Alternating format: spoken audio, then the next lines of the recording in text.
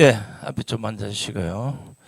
바쁘신 가운데도 불구하시고 각 신문사 또 방송사 유튜브 많은 분들이 관심을 가져서 너무나 고맙습니다. 그럼 지금부터 자유통일당 정강훈 명예고문님의 6.3 대통령 선거 입장 발표 기자회견을 시작하겠습니다. 시간 관계상 먼저 정강훈 고문님의 말씀을 듣고 여러분들이 궁금하시는 이런 부분들을 뒤에 이어서 질의응답을 하도록 하겠습니다. 아마 정강훈 목사님에 대한 궁금증, 또 많은 음해성, 심지어는 협박, 있지도 않는 얘기들이 지금 세간에 나돌고 있고 일부 언론에서는 또 보도까지 하고 있습니다. 이런 문제들 더 이상 왈가왈부하지 않기 위해서 여러분들이 질의해 주시면 목사님께서 신중하게 아마 여러분들에게 다 털어놓고 얘기를 하실 겁니다. 자, 그럼 먼저 우리 자유통일당 명예고문이신 정강훈 고문님 말씀을 청해 듣겠습니다.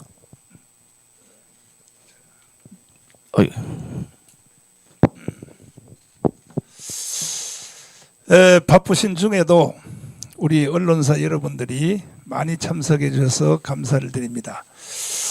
제가 오늘따라 또 차가 원체 밀려서 지각을 했습니다. 여러분 많은 이해를 바랍니다. 제가 대통령의 출마를 선언하게 된 이유는 지금 양당을 이루는 야당과 여당이 내가 보니까 희망이 전혀 없게 보입니다. 일단 그 우파 정당이라고 하는 국민의힘 정당이 이명박 대통령도 우리가 만들었습니다. 박근혜 대통령도 우리가 만들었습니다. 윤석열 대통령도 사실 광화문에서 만든 겁니다. 그런데 다 탄핵하고 다 감옥 보내고 이걸 누가 했느냐? 더불어민주당이 한 것이 아닙니다. 박근혜 대통령의 탄핵은요, 유승민하고 누구죠 또? 김무성이가 한 겁니다. 그러니까 대통령 만들어주면 뭐 하겠어요? 이번에 윤석열 대통령을 탄핵시킨 사람이 누굽니까? 국민의힘 정당이 아닙니다. 한동훈입니다. 한동훈. 그래서 저는 양당에다가 대한민국의 미래를 맡길 수 없기 때문에 저는 광화문 광장에서 직설적으로 내가 대통령에 출마한다고 선언했습니다. 이제 대통령에 출마하게 되는 저의 정책을 말씀을 드리겠습니다. 제가 이유 없이 대통령에 그냥 한 것이 아니고 내 마음속에 20년 내지 30년 동안 부글부글 끓고 도대체 왜 기존 정치인들이 이따위로밖에 정치를 못하냐 하는 그런 불만이 가득 찼기 때문에 나는 이와 같은 정책으로 대통령에 출마하려고 합니다. 첫째, 제1호입니다. 미국식 정치 제도를 실현하기 위하여 국회 300명 중 상원 100명, 미국도 상원이 그 넓은 미국인데도 상원이 100명밖에 없어요. 그리고 하원을 200명으로 하여 현재 국회의원 숫자는 그대로 유지하되 상원 100명, 하원 200명으로 해서 미국처럼 하원은 경제 문제 그리고 상원은 국방 외교 문제로 미국식을 그대로 벤치마킹 하려고 합니다. 이것이 나의 제1호의 정책입니다. 두 번째로 제2호, 공수처를 완전히 해산해야 됩니다. 왜 그러냐 하면 공수처는 대통령을 원래 수사할 권리가 없는 데입니다. 그럼에도 불구하고 경찰들을 동원해서 3,000명을 동원하여 공수처가 윤석열 대통령의 관저에 있는 것을 체포하려고 했습니다. 이것은요, 이거야말로 이건 국기문란이고 이 공수처를 완전히 해산하려고 합니다. 자, 3번. 윤석열 대통령의 정책을 저는 그대로 이어가려고 합니다. 물론 실수한 것은 배제하지만 잘된 정책이 너무나 많기 때문에 나는 윤석열 대통령의 정책을 그대로 이어가려고 합니다. 4번째, 4호. 국민추천제로 장관을 임명하되 국민추천제로 장관을 대통령이 임명하는 것이 아니라 국민추천제로 장관을 임명하되 관계단체가 2명씩 추천하면 대통령이 그 중에 1명을 임명한다. 예를 들면 국방부 장관 재앙군에게 위임하려고 합니다. 재앙군에서 2명을 추천하라. 둘 중에 1명을 임명한다. 여러분, 세상 살면서 저같이 이런 정책을 들어본 적이 있습니까? 대통령이 마음대로 장관 임명하지 못하게 하려고 국민추천제로, 예를 들면 기획경제부, 이거는 은행연합회, 그분들에게 장관을 추천하라는 거예요. 자, 5호. 불법 투표의 주범인 선관위를 완전히 해체하고, 이건 이미 다 드러난 사실이니까 재구성을 해야 됩니다. 재구성을 할 것이다. 바로 즉시 해체해야 됩니다. 이것은 왜? 이 상태로 중앙선관위가 다시 선거를 감독하면 보나마나 이재명이가 당선돼요. 그래서 윤석열 대통령이 헌법재판소에서 그때에 주장하기를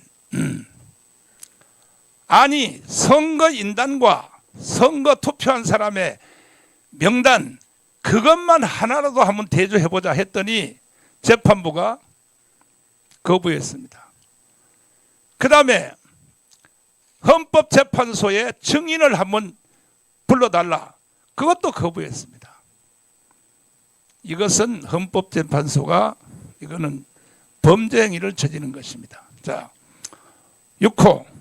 사전투표제를 없애고 대만식 현장 투표, 현장 개표를 시행을 하여 헌재를 폐기하고, 헌법재판소를 폐기하고 대법원에 헌재를 둔다. 헌법재판소를 폐기하고 대법원에다가 헌법재판소를 둔다. 7번째, 윤석열 대통령의 비상계엄령을 적극 지지한다. 그동안 국민들이 정말로 어리석었든지 공부를 잘못했든지, 그러나 윤석열 대통령의 계엄령 때문에 국민들의 60%가 깨어났습니다. 아직도 40%는 주사파, 개딸들, 종북, 이것을 지지하고 있습니다. 이게 나랍니까? 나머지 40%도 속히 돌아와 주기를 간곡히 부탁드립니다. 8호. 국회를 해산하고 3개월 안에 재선거를 한다. 국회는 야당 여당 둘 다 범죄 집단입니다. 이래서는 대한민국에 희망이 없습니다. 3개월 안에 재선거를 한다. 9호. 반국가 세력을 반드시 척결한다. 대통령이 계엄령을 선포한 것에 대한 뒷부분을 보면 반국가 세력을 이것을 척결한다고 되어 있어요. 반국가 세력의 제1호가 뭡니까? 간첩입니다. 간첩. 지금 간첩이 황장래 선생님 말씀에는 5만 명이 있다 그랬어요. 그러나 김국선 선생님은 아니다 이거야. 황장영 선생님은 정치인이기 때문에 모른다 이거야. 15만 명이라는 거야. 15만 명. 그러면 간첩들은 자기 행위를 드러내지 않죠. 직파 간첩입니다. 15만 명. 이 사람들이 여기 와서 결혼도 하고 또 가정도 가지고 옆 사람들에게 계속 영향을 미쳐서 오늘날 대한민국이 무너진 것입니다. 그래서 이 반국가 세력의 제1번은 간첩들입니다. 적결하고 10호. 그 다음에 이제 간첩뿐이 아니라 간첩을 동의하는 사람까지도 다 적결을 해야 되는 겁니다. 제10호. 독일처럼 대기업, 중소기업, 소기업, 자영업자를 10배로 확대하여 실업률을 제로로 만들겠다. 간단합니다. 독일은 삼성전자 같은 것이 10개가 있습니다. 10개. 독일은. 제가 이것을 프레스센터에서 포럼까지 했어요. 왜 독일처럼 못하는 거죠? 못합니까? 독일도 인구가 우리하고 조금 더 많습니다. 그런데 우리는 왜 독일처럼 못합니까? 그래서 대기업, 중소기업, 소기업, 자영업자를 10배로 확대하여 실업률을 한번 세계 기록을 세워버립니다. 제로로. 사실은 실업률이 3%가 되면 제로라고 보는 겁니다. 3%. 실업률이 3%면 제로라고 경제학자들이 그렇게 말합니다. 자, 다음 11호. 결혼하는 자들은 무조건 국민주택을 무료로 공급하여 저출산을 막아낸다. 지금 인구 감소가 OECD 국가 중에 한국이 1위예요. 앞으로 대한민국은 애기 안 낳아버리면, 결혼 안 해버리면 나라 없어지는 거죠. 애 낳기로 유명한 중국 사람들이 살살살살 기어들어와서 중국 먹어버리는 거죠. 대한민국을. 이러한 재앙적인 사실들도 야당 여당들이 모르고 말이지. 무슨 국회에서 싸움이나 하고 말이야. 그래서 그러면 이 자원은 어떻게 만들 것인가? 국민주택을 무료로 공급하는 것. 지금 보십시오. 탈북자가 3만 4천 명이야. 3만 4천 명들요. 한국에 내려온 탈북자들이 이거 전부 다 국민주택 공짜로 다 주는 겁니다. 지금 현재. 근데 왜 우리나라에서 결혼하는 사람들에게 국민주택을 무료로 왜 못 주는 겁니까? 얼마든지 자원이 있습니다. 12호. 관광객은 환영하되 전 세계가 지금 한국으로 놀러 오려고 난리가 났습니다. 그러나 불법 체류자들은 즉시 추방할 것입니다. 13호. 간첩죄는 국내자를 비롯한 외국의 간첩죄까지 막론하고 무조건 처벌한다. 아니 윤석열 대통령이 제안을 했지 않습니까? 외국 사람들이 간첩 행위를 해도 처벌할 법이 없으니 더불어민주당에게 제안했어요. 이 법을 만들어달라. 아직까지도 안 만들고 있어요. 더불어민주당이. 그러면 외국 간첩들의 도움을 받으려고 하는 겁니까? 현재 대표는 이재명 대표지요. 이건 용서할 수가 없습니다. 어느 세상에 외국 사람들이 간첩 행위를 해서 구체적으로 설명하자면 중국 사람들이 저 부산에 있는 미국 함대를 2년 동안 촬영을 했습니다. 중국 사람이 와서. 그래서 그 내용을 다 까보니까 2년 동안 한 걸 까보니까 이거는 완전히 간첩 정도가 아니고 대한민국을 무너뜨리려고 하는 거예요.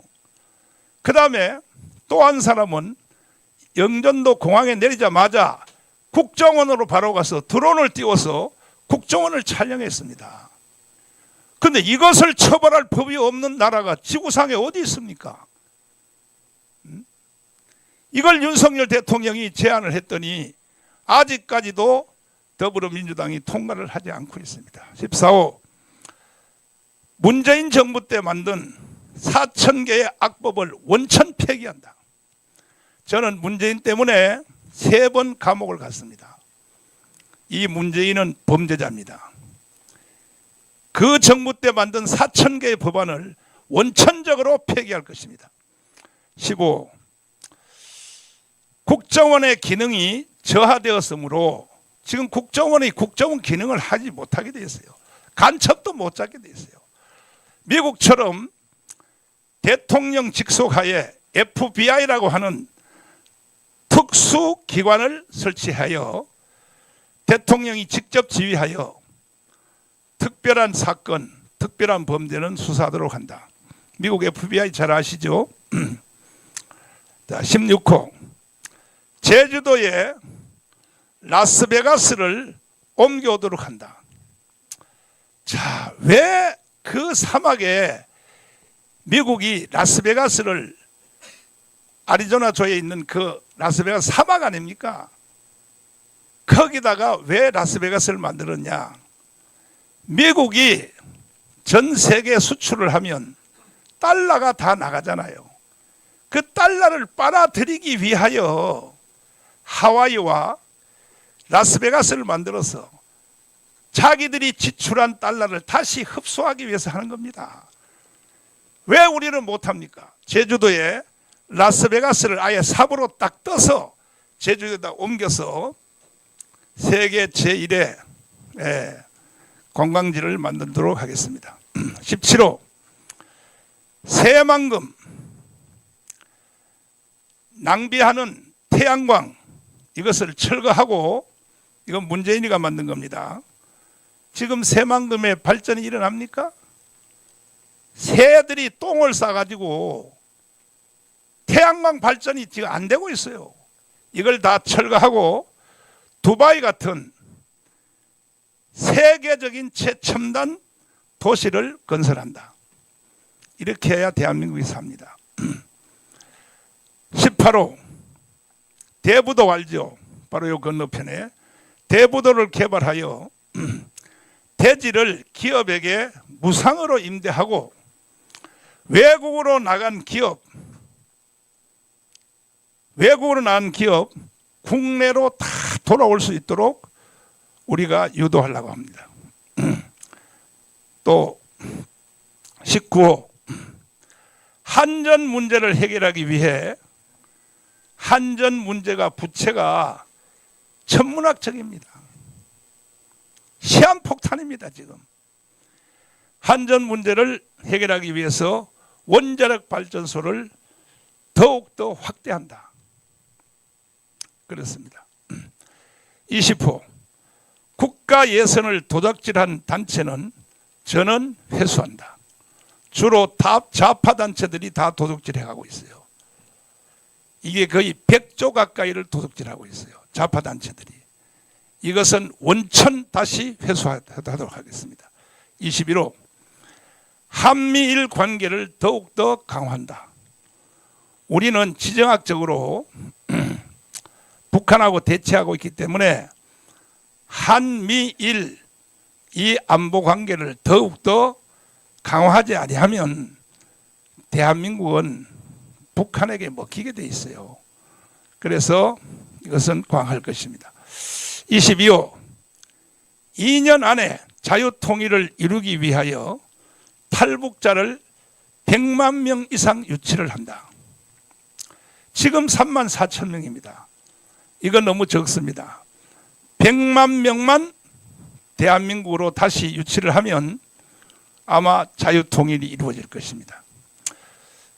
23호 이승만의 건국기둥 자유민주주의 자유시장경제 이건 헌법입니다. 그리고 또 기독교 입국론 이승만의 건국정신을 실현한다. 이건 제가 광화문에서 노래 부르듯이 불렀던 내용입니다. 왜? 대한민국은 이승만이 건국했고 박정희가 일으킨 나라입니다. 좌파든지 우파든지 개딸이든지 주사파든지 빨갱이든지 이승만과 박정희의 혜택을 안 본 사람이 어디 있습니까? 만약에 이승만이 없었으면요, 대한민국은 북한으로 넘어간 겁니다. 남로당의 총수 박헌영과의 싸움에서 만약에 이승만이가 졌으면 여기 있는 기자 여러분들도 다 북한에서 태어난 거예요. 그런데도 지금 이승만의 지지율이 1.8%밖에 안 돼요. 건국 대통령이 1.8%라고 하는 지지율이 있는 나라가 지구촌에 있습니까? 그러니까 국민들이 미쳤어요. 미쳤어. 정신 나갔어요. 오늘날 경제 6위, 군사력 6위가 된 것도 박정희 대통령의 5.16 혁명 때문에 이렇게 된 겁니다. 얼마나 방산 지금 수출 K9 자주포 비롯하여 T-52 훈련기를 비롯해서 심지어 K 미국이 비밀로 공개하는, 비밀로 덮어놓는 스텔스기, 이거 대한민국에서 만들었지 않습니까? 자, 24호 6.3 대선을 연기하기를 촉구합니다. 무슨 놈의 선거를 2달 만에 정책도 없이, 지금 국민의힘 정당에서 정책 토론하는 걸 보니까 기가 막혀요. 8명 중에서 이제 4명이 또 골라졌어요. 앞으로 그들도 정책하는 거 보십시오. 그게 정책입니까? 국가 전체를 위한 것은 생각도 안 하고 어떻게 하든지 자기들이 당선되려고. 그래서 6.3 대선을 연기하여 대선과 개헌과 대선을 동시에 하되 대통령을 4년 중임제, 미국처럼 해야 됩니다. 4년 중임제. 그래야 긴장을 하죠.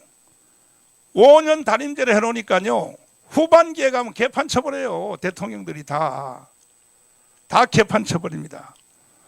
국회의원 선거를 동시에 실시한다.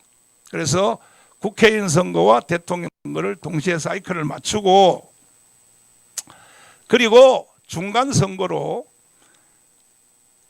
2년 후에 지방자치 선거를 하되, 그때의 국회의원 중에서 범죄자들을 딱 선거는 2번만 해요. 2번만. 그 무슨 분기별로 선거를 다 하고 나라가 개판되는 거예요. 개판. 딱 선거는 2번 해. 국회의원 중에서도 결석이 된 사람들은 2년 후에 그때 다시 재선거한다, 이런 것입니다. 그 다음에 25호 앞으로 120개 정책을 계속 발표할 것입니다. 저는 하루에 10개씩을 계속 발표를 할 것입니다. 언론인 여러분들이 주목해 주시길 바랍니다. 그 다음에 밑으로 내려봐요. 조금 전에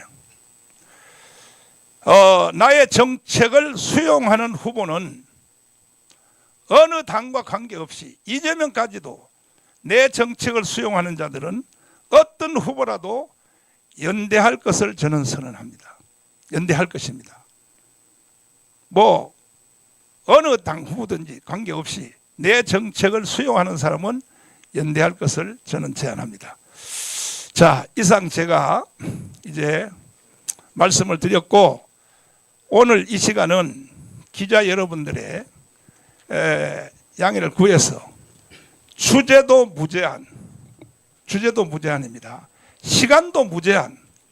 이거는 윤석열 대통령이 한번 해본 그 결과입니다. 그래서 시간도 무제한, 그리고 주제도 무제한에 대하여 우리 기자들과 함께 뭐 공개 토론이라 그러면 좀 문제가 있지만은 내가 질문을 받아보도록 하겠습니다. 네, 지금 아마 질문하실 분이 많을 텐데 제가 거수하면 지적을 할 테니까 마이크가 가는 분이 자기 소속과 이름을 좀 밝히시고 질문해. 이쪽에 계신 우리 여자 기자분. 아니야. 권전이죠. 아니 헛소리 하지 말고 권지현 질문을 난 안 받아요. 아니 당신은 범죄인이야. 내가 아니 헛소리 하지 마. 헛소리 하지 말고 나를 고발했잖아. 왜 당신부터 자, 손을 여기. 들고 난리야. 자 예, 메이저 여기까지. 언론들이 먼저 한번 질문 한번 해봐요. 메이저 언론들이 메이저 네. 언론 없어요? 네, 뉴스엔조이 안기도 기자입니다. 뉴스엔조이? 네, 그 뉴스엔조이도 메이저는 아니잖아. 예, 그러니까 메이저 아니지만 아니, 좀 목사님 예의를 질문- 지켜서 자, 잠깐만요. 메이저 언론부터 유튜브도 이거 다 질문을 있는데 먼저 해달란 말이야. 저 지상파나 저 방송부터 먼저 권지현 시작하세요. 끌어내. 끌어내 저거. 나가. 나가란 말이야. 나가. 끌어내. 권지현 끌어내. 나가. 아니 나가란 말이야. 내가 나가라면 나가. 나는 여기 주인공이야. 권지현. 아니, 자, 나가라면 잡아요. 나가요. 권론 공정이 저 사람 권지현은요. 자, 그리고 반말하지 마십시오. 반말이요? 자, 그 기자회견 했고, 잠깐만요. 일단 더 이상 말하지 말고 권지현은 빨리 아니, 말하잖아. 지금 당사자를 고발한 사람이 여기 와서 기자회견을 여기서 질문하는 게 어폐가 있는 거 아니에요? 권지현은 빨리 나가란 말이야. 괜히 기자회견 자. 흩트리지 말고 나가. 빨리 나가. 우리 저 경호원들 빨리 권지현 저 추방시켜. 자, 만약에 이런 식 되면 질문 안 받겠습니다. 자, 아니, 순서를 이렇게 하시죠. 지상파나 중앙방송, 그 메이저 언론이 먼저 저 순서를 가는 게 아니에요. 편리상 그렇게 하시고, 잠깐만요. 아, 차별한다고 얘기를 내가 예제 드리잖아요. 아니 지금 소속이 어디예요? 아니 지금 아니 소속이 어디냐고. 소속부터 밝히라고. 아니 말하기 전에 소속부터 얘기해봐요. 소속. 아니 소속부터 얘기하라니까. 뭐라고요? 인터넷 기자협회장? 인터넷 기자협회장은 저기 신혜식인데. 아니 방송, 신문, 인터넷은 똑같은 언론입니다. 이렇게 차별하고 평가적으로 하시면 됩니다. 아니 근데 편파적으로 한 게 아니라 나는 권지현만 나가라 그랬어요. 아니 선생님은 여기 계시라고. 아니 선생님은 계시고 권지현 빨리 나가요. 권지현 나가기 전에는 아니 그 인터넷 기자협회 잠깐만요. 잠깐만요. 선생님은 이따가 정식 질문하시고. 아니 그 봐요. 그 인터넷 기자협회 회장이요? 나도 인터넷 기자협회 회원인데 그거는 회장이라는 사람이 그런 식으로 나서 남을 옹호하고 하면 되겠어 그게? 아니 이따가 고발한 당사자니까 나가는데 당신이 왜 이러느냐고. 이따가 질문을 발언권을 손을 대면 내가 차례대로 지목해준다 그랬잖아요. 분명히.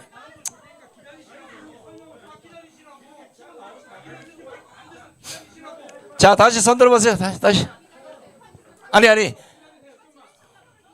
아니 시끄러우니까 빨리 내보내요 빨리. 아니 권지현 빨리 나가라고.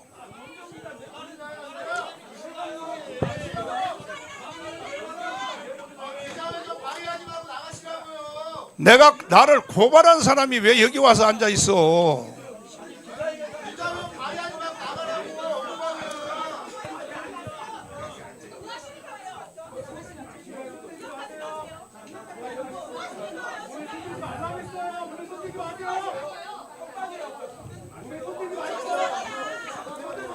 그 둘 다 나가세요. 둘 다 나가요. 아, 그 둘 다 나가라고.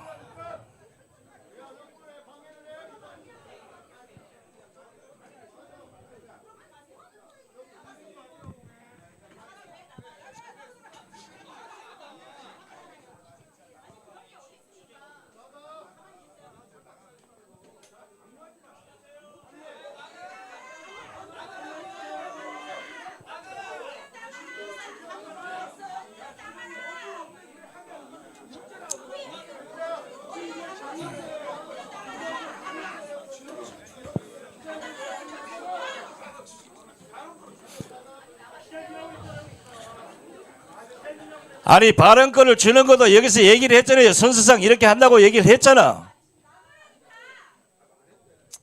자, 시간 관계상 권지현 그대로 그 앉아 있을 때 질문은 내가 받지 않겠습니다. 권지현에 대해서는.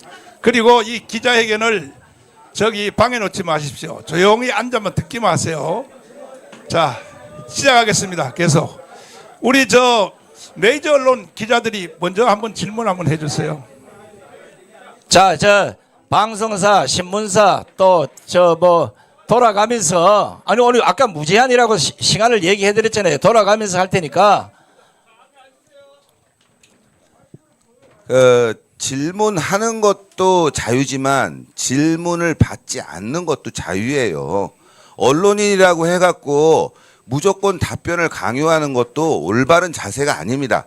질문을 받지 않겠다고 하면은 그냥 그 자리에 앉아 계세요. 소리치는 것도 매너가 아니잖아요. 그러니까 다른 분이 흥분하지 않겠습니까? 권지현 기자 입장 존중하는데 권지현 기자 질문 안 받을 테니까 그리고 건드리지 않을 테니까 그 자리에 있다 가시면 되는 거예요. 아니 그러니까 가만히 있으니까 가만히 그 자리에 있다고 얘기하잖아요. 저기 이준희 대표 다른 분들도 좀 가만히 앉아있어.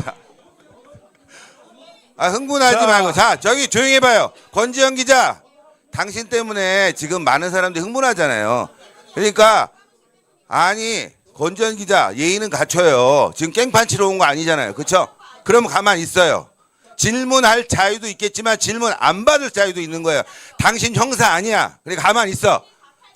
조용해요. 계속 답 안 한다고 하잖아. 당신 때문에 시끄러운 거야. 당신만 가만히 있으면 돼. 자, 제 말 들으세요. 여기 자. 아마 저보다가 고참은 없는 것 같은데 저도 신문밥 30 넘게 먹었어요. 그런 예의는 안 되는 거고 본인이 했는데 당사자가 얘기를 안 하겠다면 알겠으면 앉으면 되지. 뭘 그렇게 따지고 있어요. 자, 그다음에 그만해 이제 됐으니 그만하고 이제 자, 아니 아니. 메이저 언론부터 먼저 한번 질문해봐요. 메이저 언론 여기 다 오셨잖아요. 예 여기 네. 앞에 계시면. 네, 세계일보의 구균진 기자라고 합니다. 네. 전 목사님이 네. 2019년 10월에 공직선거법 위반으로 징역 6월에 집행유예 2년형 확정되신 걸로 알고 있는데 네. 이제 선거법상 집행유예가 확정되면은 네. 그 10년 정도 피선거권 박탈되는 걸로 알고 있어요. 그렇게 네. 되면은 이번에 이제 사실 출마를 못 하시지 않나. 네, 그래서 일각에서는 이게 정말 대선 출마를 위한 게 아니라 네. 이제 이런 범죄 혐의 등에 대해서 좀 정치적 탄압이라고 프레임을 씌우기 위한 용도로 이 자리를 좀 이렇게 마련하시고 하신 게 아닌가 이런 분석도 나오는데 어떻게 보시는지 궁금하고요. 그리고 실제로 대선 출마가 가능하다고 보시는지도 좀 궁금합니다. 질문을 하려면 이렇게 품위 있게 이렇게 질문을 하셔야 되는 거야. 응? 자, 제가 거기에 대해서 대답을 드리겠습니다. 저는 문재인 정부 때 사실 저는 중환자에 있어요.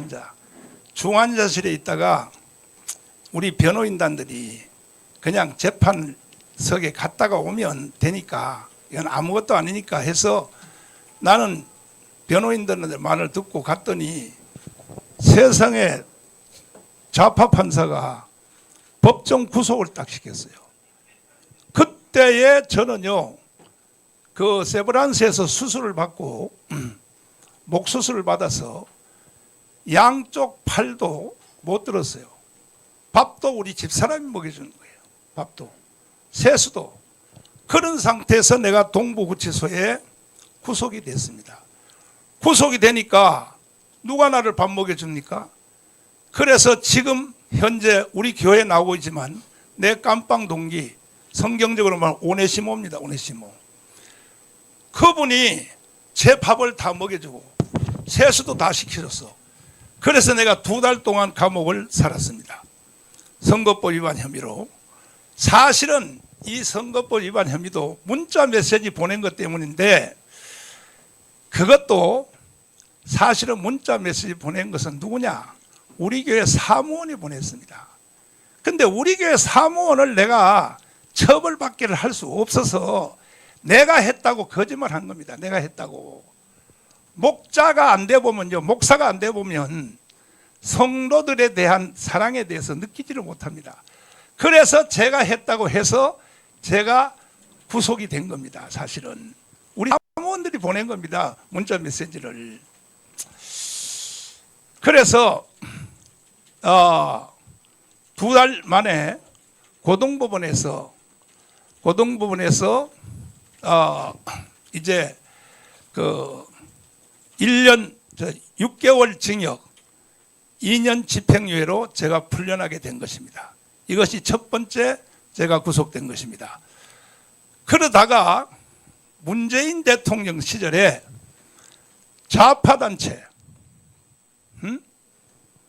뭐 좌파단체라면 누군지 다 아시죠? 혹시 평화나무에서 오셨나요? 나를 76개 혐의로 고발했어요. 제목이 뭐냐? 내란 선동 혐의, 그 다음에 집시법 위반, 선거법 위반, 그 다음에 명예훼손, 76개 혐의로 구속이 됐는데 1심에서 완전히 무죄됐습니다. 그 무죄 판결문을 저는 조중동에다가 전면 광고를 사서 다 냈습니다. 다시는 이런 사건으로 나를 고발하지 말아라. 그 다음에 2심에도 무죄가 됐습니다. 자, 판결문 한번 띄워주시죠. 보세요. 이걸 내가 조중동에다 광고 낸 거예요. 광고 낸 거. 이런 제목으로는 다시는 나를 고발하지 말아라. 그 다음에 대법원에까지 확정이 됐는데 이 판결문의 핵심은 뭐냐? 1심부터 인간에게는 최소한 숨쉴 공간을 줘야 된다. 이것은 미국의 판례를 도입한 겁니다. 사람에게는 최소한 숨쉴 공간을 줘야 된다. 이것이 핵심입니다. 그러니까 선거에 대해서 발언했다 할지라도 사람이 자기 의견을 충분히 표현할 수 있는 공간을 줘야 된다. 그래서 이것이 완전히 무죄가 된 겁니다. 그러면 사실은 처음에 내가 구속됐을 때는 고등법원에서 끝났습니다. 내가 항소 안 했습니다. 대법원으로. 그걸로 끝났습니다. 그리고 이번에 구속된 것은 문재인 때 구속된 것은 내란 선동행, 집시법이나 선거법 위반, 그다음에 이런 6개 혐의로 구속됐는데 이거는 대법원까지 다 판례로 확정된 겁니다. 그러면 대법원의 판례는요, 헌법과 거의 비슷한 그 권위를 갖고 있습니다. 그럼 대법원에까지 확정이 됐는데 내가 왜 선거에 못 나갑니까? 앞에 거는 사실은요, 무효라고 봐야 됩니다. 아까 내가 말씀드렸죠. 사실은 문자 메시지 보낸 것도 내가 보낸 게 아니라 목사가 사무원을 처벌받지 않기 위해서 내가 했다고 한 겁니다. 목사가 안 돼 보면요, 성도들의 심정을 모릅니다. 그래서 저는 얼마든지 선거에 출마할 수 있고, 그리고 우리도 수원의 메스 제일 넓은 킨테츠 다음으로 넓은 거기서 우리가 전당대회를 다음 주 화요일 날 개최를 해서 거기서 경선으로 뭐 누구든지 자유통일당 당원들 중에서 나올 사람은 나오시고 해서 경선으로 우리는 나는 반드시 나갈 것입니다. 해서 선발을 할 것입니다. 자, 다음 질문 또 있습니다. 자, 다음 질문하실 분.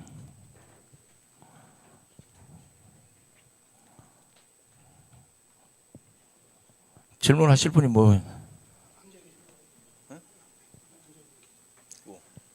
예, 이분? 뒤에 소속이 어디? 소속부터 말씀해 주시고. 세계일보입니다. 아, 세계일보? 네, 세계일보 임성건 기자입니다. 아까 세계일보 한번 했잖아요. 한 번 더 질문 드려도 괜찮을까요? 아, 예, 좋습니다. 감사합니다. 예. 그럼 이전에 계속 광화문 등에서 이제 윤어게인 그리고 이제 탄핵 반대 집회를 계속 진행하셨는데 네. 오늘 이제 기자회견 이후에도 추가로 진행하실 계획이 있으신지 좀 궁금해서 여쭤보고 싶습니다.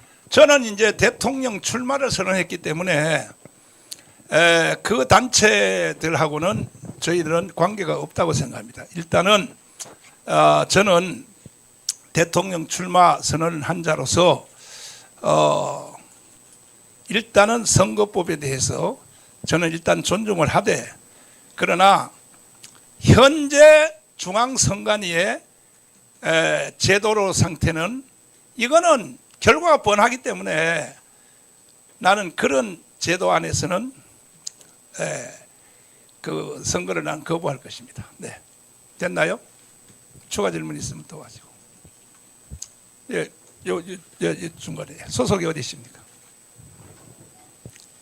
예, 안녕하십니까. 저는 CPC 뉴스 발행인 최정미라고 합니다. 지금 앞으로의 공약을, 세세한 공약을 좀 발표하시겠다 하셨는데요. 저희 CPC 뉴스는 그러니까 보이스피싱, 사이버피싱, 이런 투자 사기를 당하신 분들을 이런 투자 사기 방법을 알리고 있는 그런 전문 언론지인데요. 연간 이 피해가 한 52조 가량 되는데 이런 민생에 관련된 그런 정책도 있으신지 좀 궁금합니다. 민생 범죄나 이런 어려운 국민들을 돕기 위한 그런 정책도 앞으로 발표되는 200개의 그런 정책안이 있는지 궁금합니다. 네, 당연히 우리는 120대 정책을 계속 발표할 것입니다. 120대 정책을 거기에 주목해 주시기를 바랍니다. 네, 다음 소속이 어디신가요? 유스엔조이? 유스엔조이 나하고 관계가 별로 안 좋네. 자, 내가 농담으로 한 말입니다. 네, 말씀하시죠. 네. 네. 그러면 22일까지 그 자유통일당 그 대통령 후보 네. 그 모집이었는데 그때 등록을 하신 건지 궁금하고요.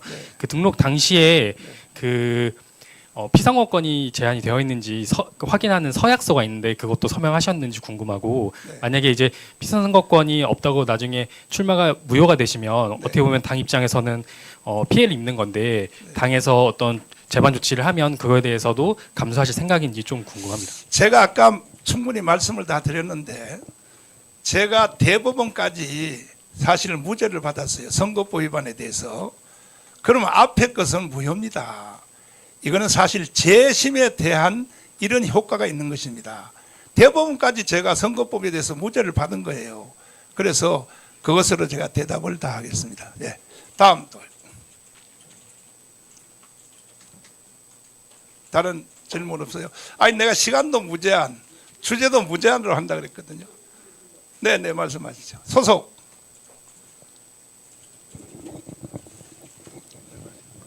소속을 부탁드립니다. 예, 저는 더 타임즈 정성환 기자입니다. 네. 대한민국 분단 국가인데요. 네. 그 보니까 여의도에 오늘 오면서 보니까 자유통일당이 상당히 비전이 있다고 생각됩니다. 비전. 예, 그래요.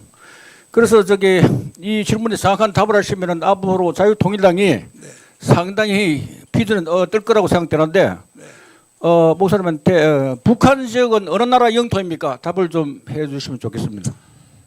그건 너무 쉬워서 뭐 다 아시겠지만은 우리나라 대한민국의 헌법은 북한의 영토뿐이 아니라 북한의 주민들도, 그래서 탈북자들이 34,000명이 왔지만 이 탈북자들 외국인 취급하지 않습니다. 바로 주민등록증 바로 만들어줍니다. 그러니까 영토와 북한에 있는 2,500만의 국민들은 다 우리의 국민이요 우리의 영토입니다. 네.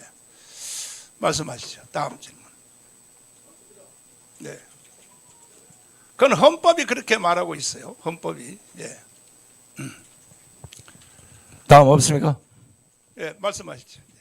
너무 늦게 말씀드려서 죄송한데. 예.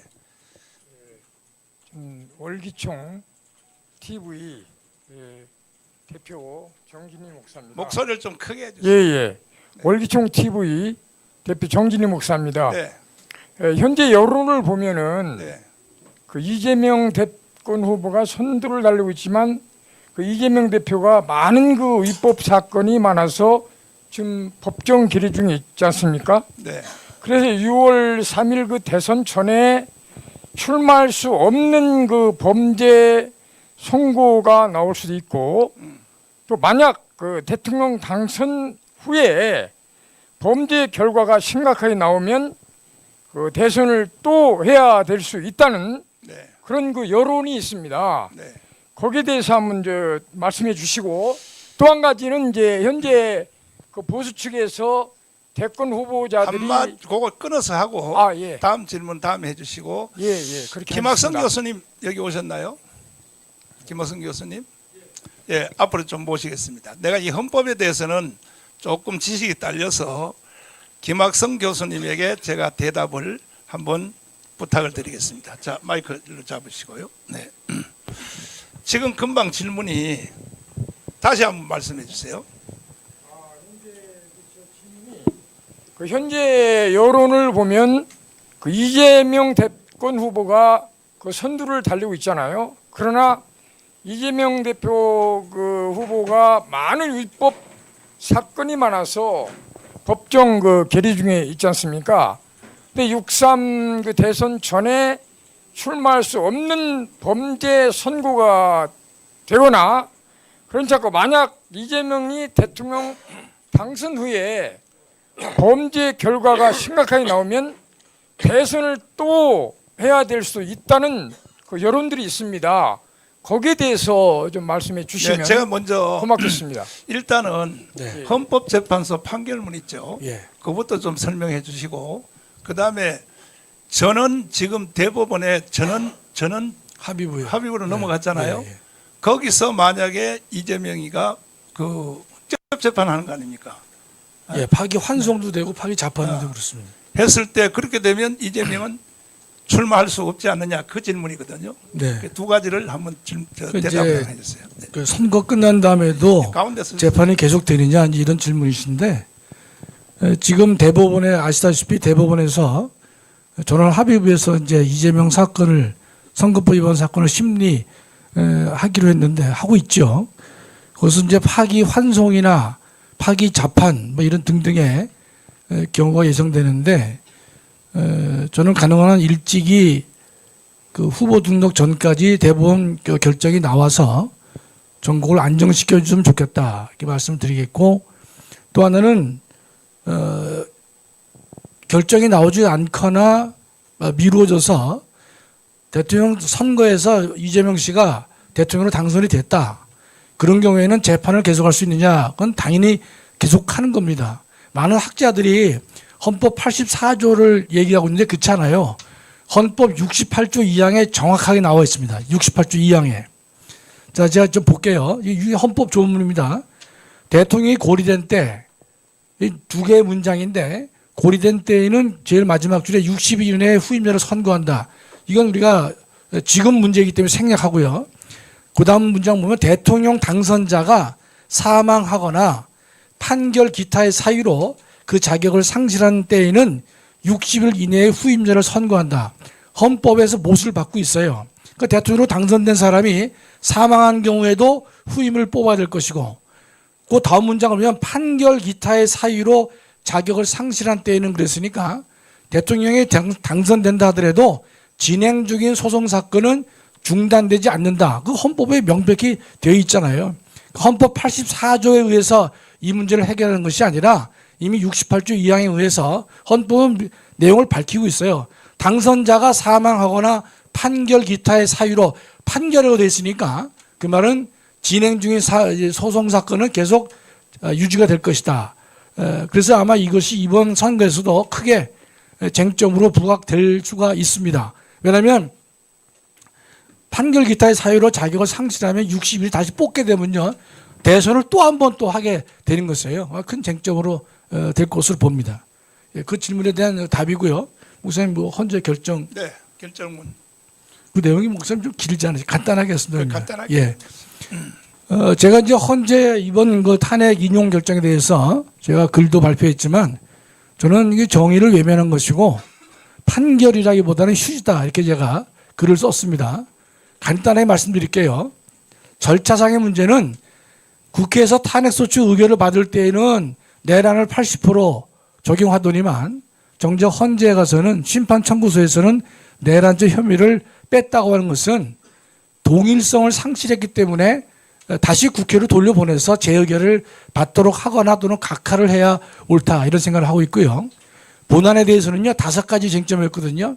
비상경비 위헌이냐, 포고령 1호가 위헌이냐, 국회에 대한 계엄군 투입이 잘못된 것이냐, 또 이 정치인 체포, 중앙선관위의 압수수색 이 5가지 쟁점을 가지고 헌재가 판단을 했는데 비상계엄이 위헌이다 아니다라는 문제는요.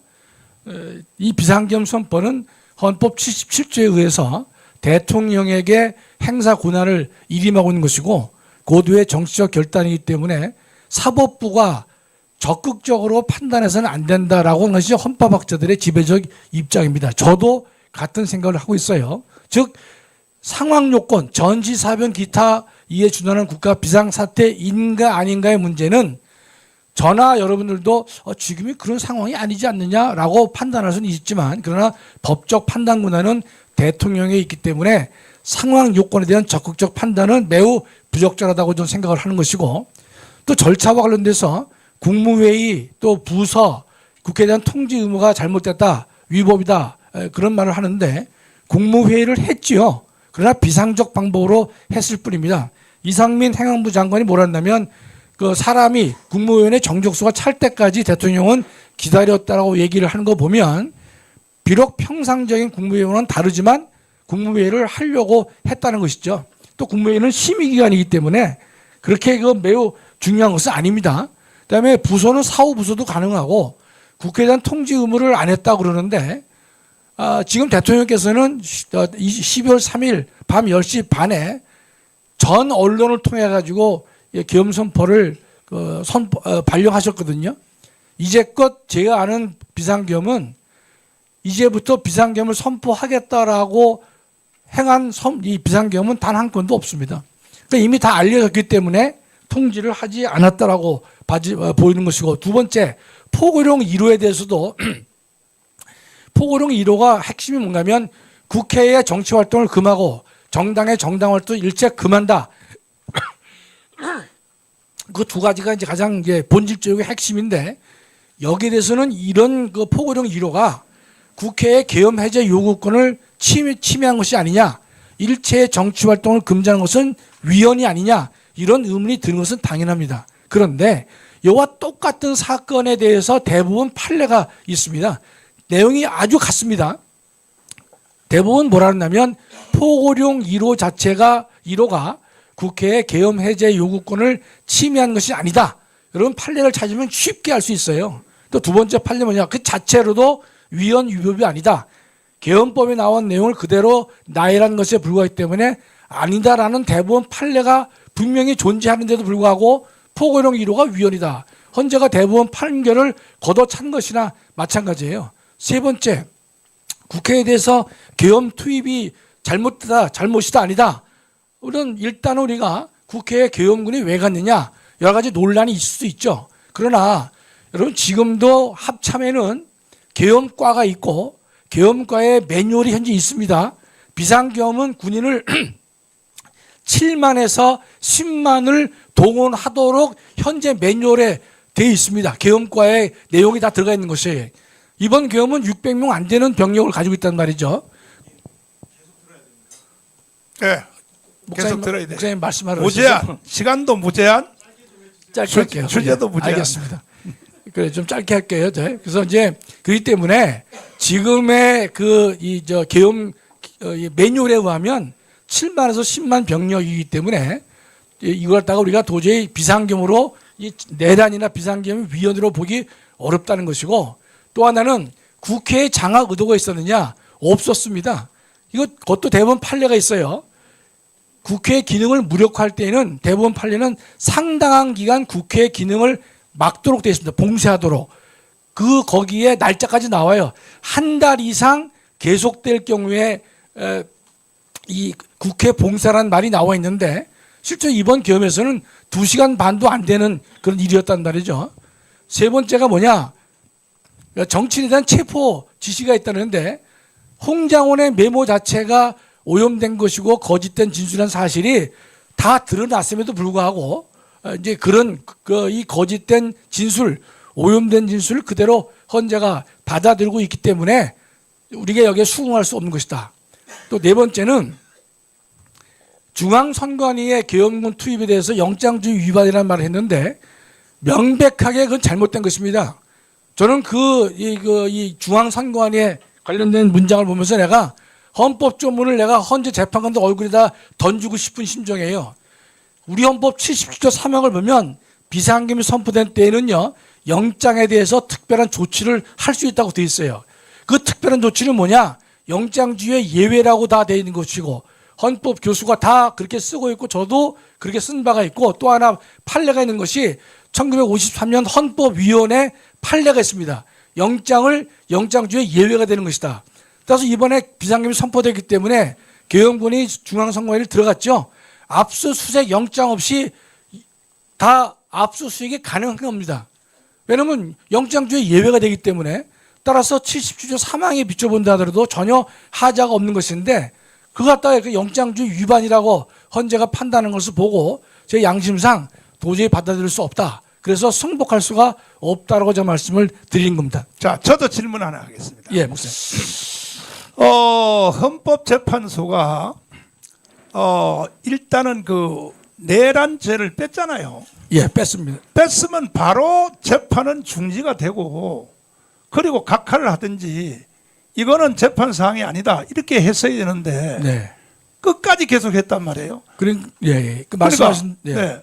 그러니까 내란 선동 혐의를 이 민주당 쪽에서 뺐단 말이에요. 그걸 철회했습니다. 철회했죠. 예, 처음에 말씀드렸지만 예, 국회에서 탄핵소추 의결을 할 때는 내란죄 항목을 한 80% 이상 비중을 차지하게 만들면서 탄핵소추 의결을 했죠. 그러나 정작 헌재에 가서 심판을 청구할 때는 가장 중요한 내란을 철회했기 때문에, 그렇다면 논리적으로 양자는 동일성을 인정할 수 없기 때문에 헌재는 각하를 하든지 아니면 다시 국회로 돌려보내서 다시 의결을 받게 해와야 되는데, 헌재는 이도저도 하지 않았습니다. 네. 자, 잠깐 여기 뒤에 앉아주시고, 또 추진호 기자님 어디로 도망갔어? 화장실? 내가 추진호 기자님한테 내가 거꾸로 질문 한번 하고 싶은데 빨리 들어오세요. 들어오시면 내가 질문 한번 해줄 테니까. 질문요? 네, 말씀하시죠. 네, 소속사를 먼저 말씀해 주시고. 소속사를. 네, 그 앞서 말씀드렸는데 저는 인터넷 기자협회 이번 그 대통령 선거 공동 취재단 소속 이준희 기자입니다. 네. 몇 가지 질문이 있는데요. 네. 받아주실 거죠? 하나씩 잘라서. 네, 하나씩 잘라서 말씀드릴게요. 네. 그 앞서 여러 그 기자분들이 그 질문했던 피선거권에 관한 논란 부분은 2018년 8월에 확정된 부분인데요. 네. 그때 확정된 공직선거법 위반 부분은 보도가 다 됐고, 그 보도에 따르면 향후 10년간 피선거권이 제한되는 걸로 제가 그거는 내가 아까 설명 되기 다 때문에요. 했죠. 네, 목사님, 그러니까는 제 말씀 조금 들어주십시오. 아니, 그러니까 아까 내가 설명 다 했는 말을 왜 또 질문을 하냐 말이야.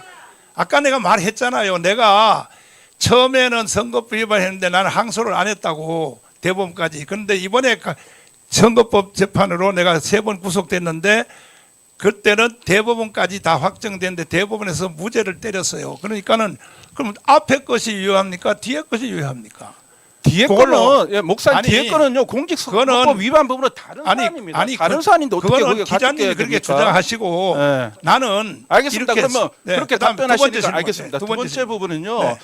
그 오늘 그 발표하신 공약이나 여러 가지 내용을 봤을 때는 이걸 헌법 개정 사항 부분도 있는데 보는 관점에 따라서 지금의 헌법 체제를 지금 11.3 비상계엄 조치에 관한 부분도 지지를 하시잖아요. 그리고 윤석열 전 대통령이 파면됐지만 그것도 지금 불복하시는 거잖아요. 그런 부분에 그러면 국민 대다수가 봤을 때 헌법 체제가 인정하고 헌재가 판결한 부분을 불복하는 분이 대통령 선거에 나오는 게 적절한가, 이 부분이 다 의문이 있을 수 있거든요. 아니, 윤석열 대통령이 나오는 거? 아니요. 목사님이 출마하는 게 적절한가에 관한. 그거는 내가 아까 또 대답을 했는데 다시 한번 하겠습니다만은, 제가 저 동부구치소에 처음 구속됐을 때는 제가 항소를 안 했어요. 항소를 안 하고 대법원까지 안 갔단 말이야. 근데 이번에 구속됐을 때는, 문재인 때 구속됐을 때는 이거 1심, 2심 대법원까지 다 판결을 받았는데 무죄로 받았습니다. 그래서 나는 선거에 나갈 수 있다. 이걸로 대답을 하겠습니다. 자, 또 다른 질문. 두 가지만 더 드리겠습니다. 네네.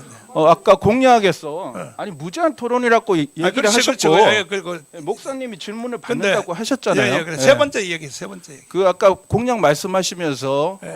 목사님의 공약을 예. 받는 여야 정당 어디와는 연대할 수 있다 이런 입장을 표명을 하셨잖아요. 그렇습니다. 네. 지난 대선에서도 김경재 후보를 초기에 지지하다가 윤석열 후보를 지지한 걸로 그렇게 이제 보도가 된 걸로 알고 있는데요. 네. 그 과정에서 처음에 지지하던 후보에 대한 지지를 철회하시고 윤석열 후보를 지지하는 과정에 네.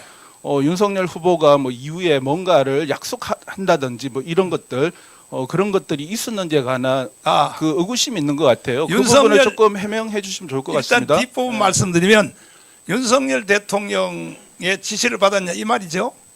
지시라는 그런 뜻이 아니고요. 네.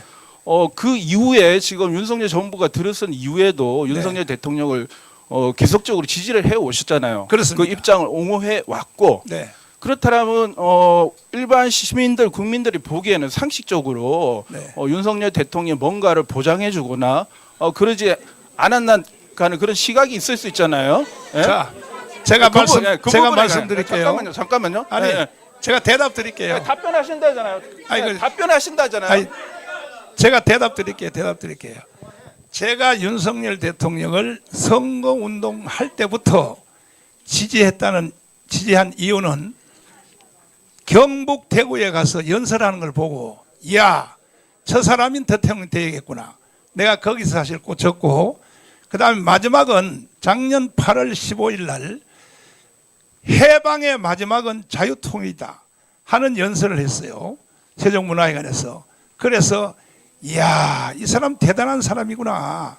그리고 윤석열 대통령이 그 계엄령을 선포할 때 뒤에 그 영상 한번 들어봐 주시면 뒷부분을 한번 들어봐 주시면 이렇게 말을 했어요. 계엄령을 왜 해야 되느냐에 대해서. 그래서 내가 윤석열 대통령에 대한 정책을 나는 이어간다. 왜? 우리의 목표는 자유통일입니다. 자유통일. 그러니까 윤석열 대통령의 정책이나 제 정책이 거의 같아요. 거의 같기 때문에 자 한번 들어봐 주세요. 직접 한번 보세요. 저는 북한 공산 세력의 위협으로부터 자유 대한민국을 수호하고 우리 국민의 자유와 행복을 약탈하고 있는 파렴치한 종북 반국가 세력들을 일거에 척결하고 자유 헌정 질서를 지키기 위해 비상계엄을 선포합니다. 자, 앞에 무슨 그 더불어민주당이 제기한 무슨 추천한 사람 그것은 전부 부재고 실제로 계엄령의 마지막 결론은 이겁니다. 반국가주의자, 공산주의자들을 척결하기 위하여 계엄령을 선포했다는 겁니다. 그래서 난 여기에 동의하는 것입니다. 자, 다른 질문 또. 네. 그 지금 목사님이 여러 가지 사업체와 관련된 이런 네. 것들을 하고 계신 걸 알고 있는데 그렇죠. 그 중에는 두 개의 인터넷 언론사가 포함되어 있거든요. 네. 그리고 아시겠지만 이 명태균 게이트 논란과 관련해서도 네. 이 언론사와 그리고 언론사를 이용한 네. 선거 여론 조사에 개입하거나 이걸 인위적으로 조작하거나 네. 이런 부분이 문제가 됐고 지금 검찰이 구속됐다가 지금 보석으로 나와서 수사가 계속 진행되고 있는 상황 아닙니까? 누가요? 명태균 씨요. 아, 명태균. 네. 근데 목사님이 그 관련된 그 네. 두 개의 인터넷 신문사가 직접적으로 목사님의 자녀분이라든지 네. 이렇게 관여가 되어 있는 걸로 알고 있는데요.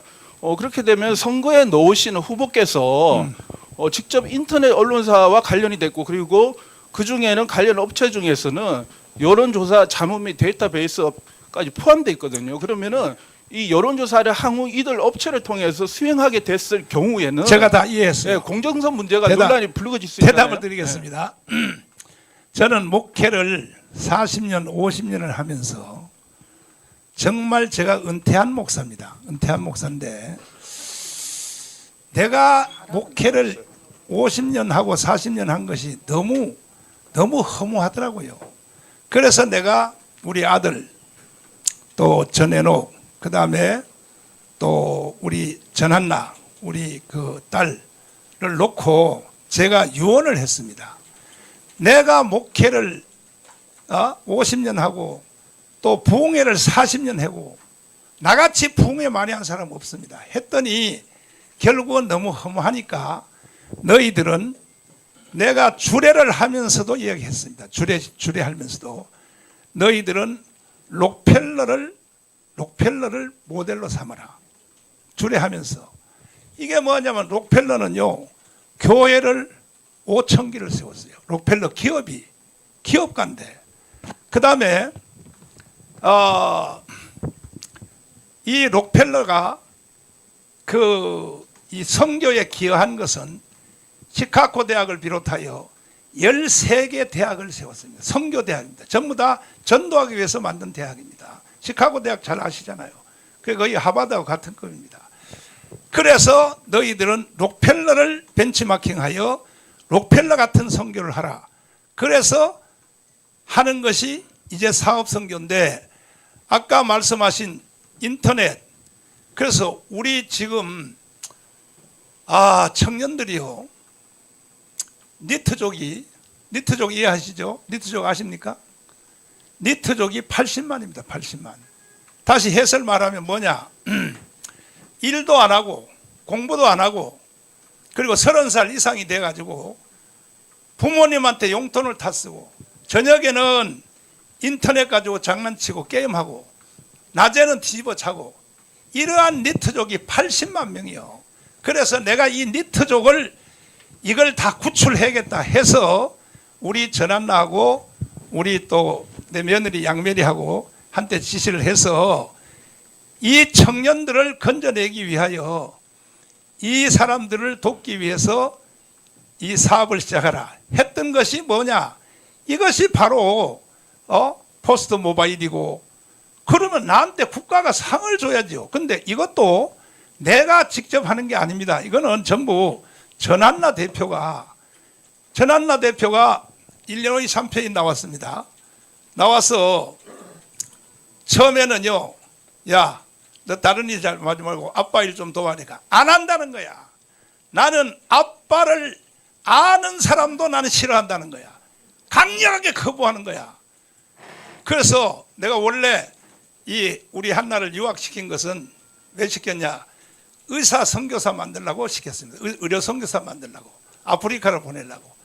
그랬더니 나한테 와서 울면서 중국에 수입한 시체를 한번 해보아서 3일 동안 밥을 못 먹었다 해서 아빠 나 의사 안 하면 안 되냐고 외교관 해서 선교하면 안 되냐고 하도 울어서 그래 그럼 그렇게 하자 해가지고 불란서에 가서 또 외교관 하려면 불어를 잘해야 되니까